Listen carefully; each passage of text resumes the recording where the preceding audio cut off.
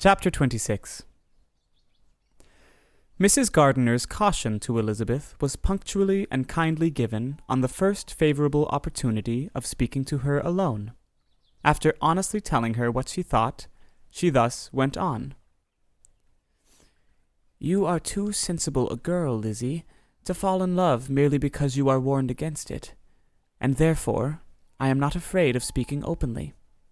Seriously, I would have you be on your guard. Do not involve yourself, or endeavour to involve him, in an affection which the want of fortune would make so very imprudent. I have nothing to say against him.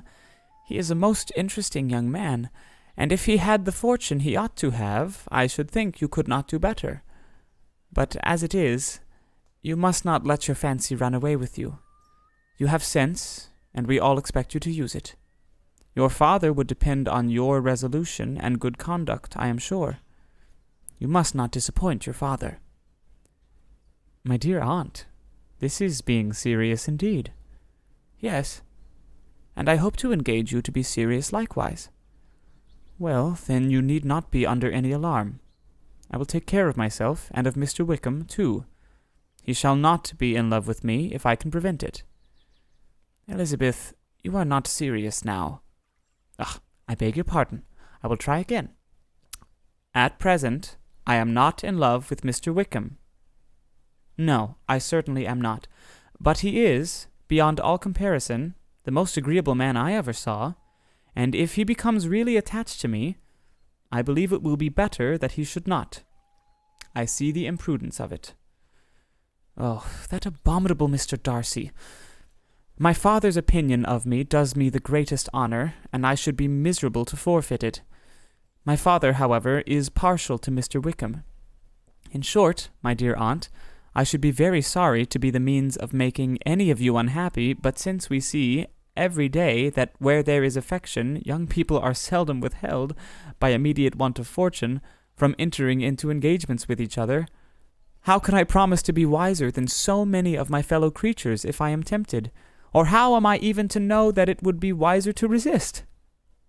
All that I can promise you, therefore, is not to be in a hurry. I will not be in a hurry to believe myself his first object.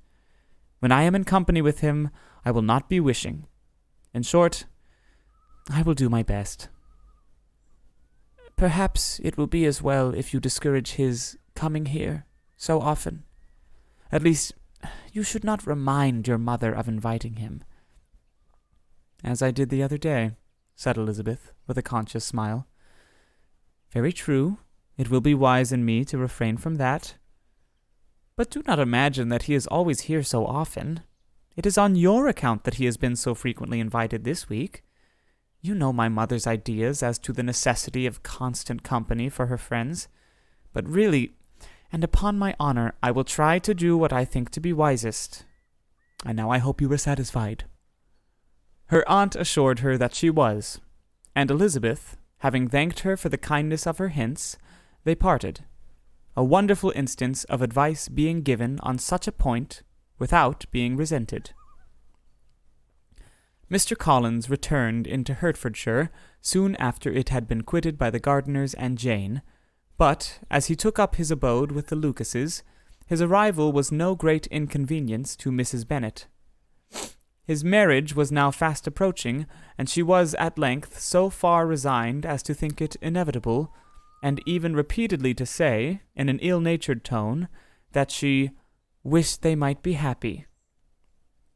Thursday was to be the wedding day, and on Wednesday Miss Lucas paid her farewell visit, and when she rose to take leave, Elizabeth, ashamed of her mother's ungracious and reluctant good wishes, and sincerely affected herself, accompanied her out of the room. As they went downstairs together, Charlotte said, "I shall depend on hearing from you very often, Eliza." "That you certainly shall." "And I have one other favour to ask. Will you come and see me?" "We shall often meet, I hope, in Hertfordshire." "I am not likely to leave Kent for some time. Promise me, therefore, to come to Hunsford." Elizabeth could not refuse, though she foresaw little pleasure in the visit. "My father and Maria are to come to me in March." added Charlotte, and I hope you will consent to be of the party. Indeed, Elizabeth, you will be as welcome to me as either of them. The wedding took place. The bride and bridegroom set off for Kent from the church door, and everybody had as much to say or to hear on the subject as usual. Elizabeth soon heard from her friend, and their correspondence was as regular and frequent as it ever had been. That it should be equally unreserved was impossible.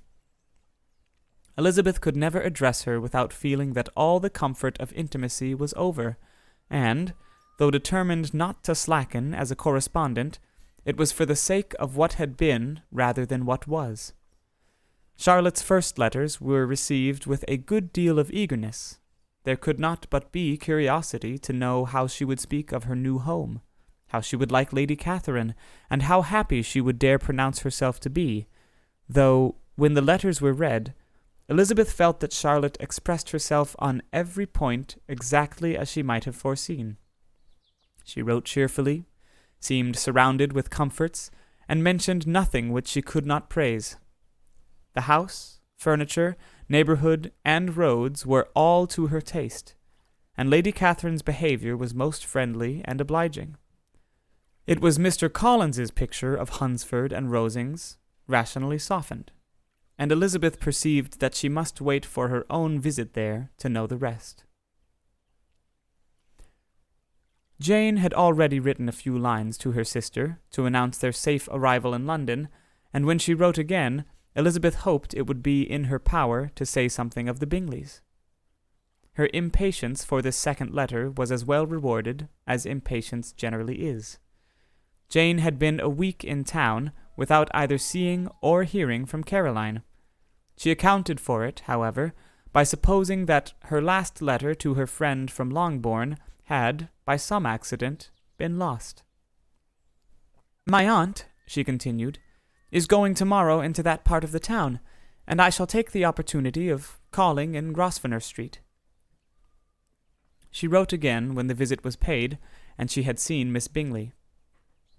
"I did not think Caroline in spirits," were her words, "but she was very glad to see me, and reproached me for giving her no notice of my coming to London.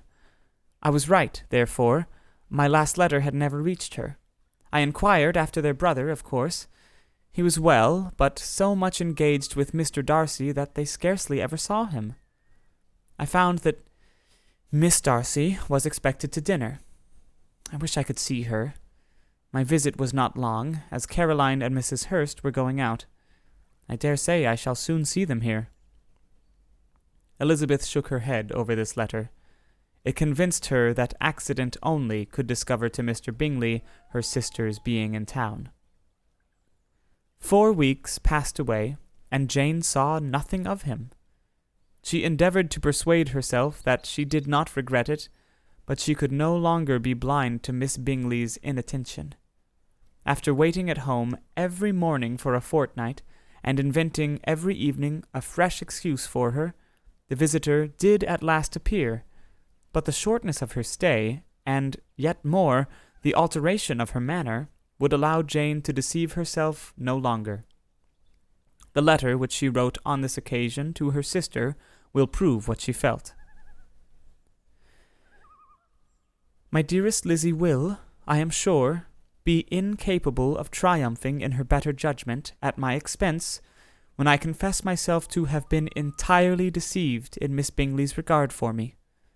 But, my dear sister, though the event has proved you right, do not think me obstinate if I still assert that, considering what her behavior was, my confidence was as natural as your suspicion. I do not at all comprehend her reason for wishing to be intimate with me, but if the same circumstances were to happen again, I am sure I should be deceived again. Caroline did not return my visit till yesterday, and not a note, not a line did I receive in the meantime. When she did come, it was very evident that she had no pleasure in it. She made a slight, formal apology for not calling before, said not a word of wishing to see me again, and was, in every respect, so altered a creature that when she went away I was perfectly resolved to continue the acquaintance no longer. I pity, though I cannot help blaming her. She was very wrong in singling me out as she did. I can safely say that every advance to intimacy began on her side. But I pity her, because she must feel that she has been acting wrong, and because I am very sure that anxiety for her brother is the cause of it.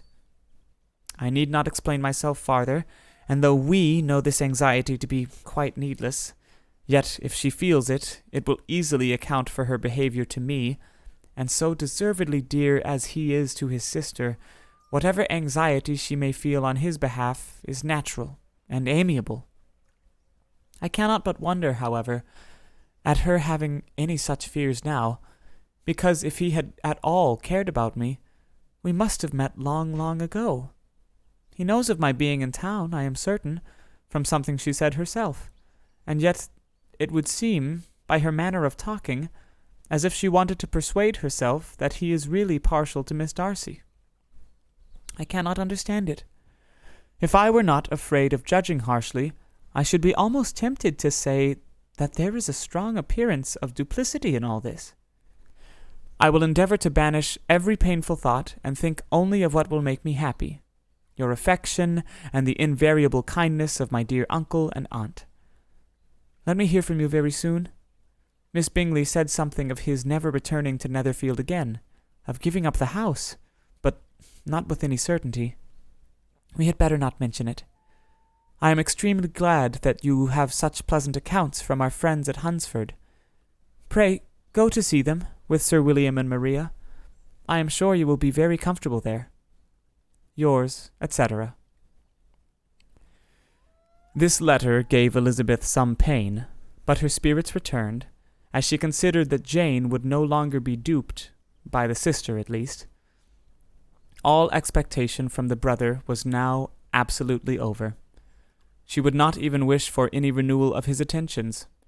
His character sunk on every review of it, and, as a punishment for him, as well as a possible advantage to Jane, she seriously hoped he might really soon marry Mr. Darcy's sister, as, by Wickham's account, she would make him abundantly regret what he had thrown away.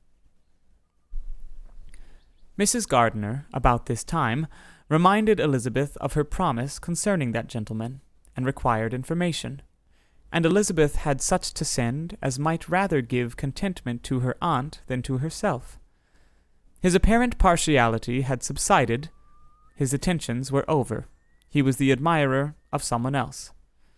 Elizabeth was watchful enough to see it all, but she could see it and write of it without material pain. Her heart had been but slightly touched, and her vanity was satisfied with believing that she would have been his only choice had fortune permitted it.